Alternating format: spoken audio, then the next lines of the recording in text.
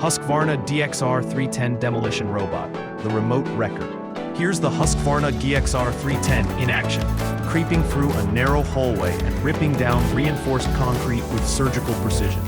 This remote-controlled demolition robot is compact but fierce, designed to go where humans can't. It weighs just over 2,000 pounds, but delivers the power of a much larger machine thanks to its high-torque hydraulic arms. Ideal for interior demolition, tunnels, or unstable structures, it works silently, safely, and efficiently. Operators control it from a distance, staying safe while the DXR does the dirty work. It's like watching a robot do martial arts against brick walls. Pure destruction with grace.